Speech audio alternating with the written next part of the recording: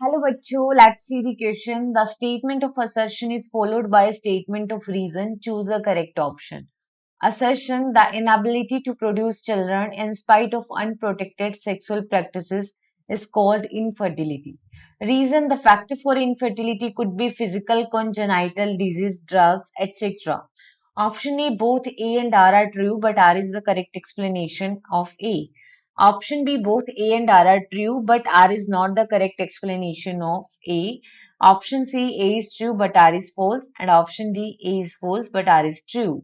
So firstly, see the key concept for this question, and here we are going to discuss about the infertility. देखो, what does it mean by infertility? Infertility. देखो, infertility में क्या होता है? Failure to conceive. अगर कोई female conceive नहीं कर पा रही है एक या कई सालों से रेगुलर अनप्रोटेक्टेड कोइटस के बाद भी, तो उस कंडीशन को कहते हैं infertility. So infertility is a failure to conceive. Is a failure to conceive with one or more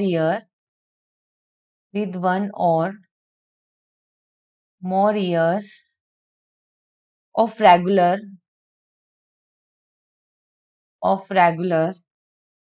unprotected coitus, जिसको कॉपुलेशन भी कहते हैं, राइट. इनफर्टिलिटी जो है वो मेल में भी हो सकती है and it can be in female. Infertility is caused by defects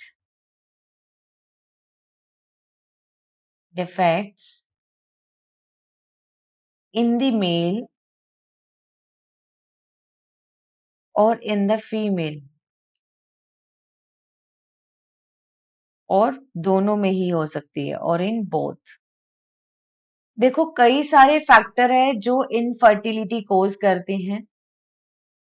ये फैक्टर फिजिकल फैक्टर हो सकते हैं, मेंटल हेल्थ,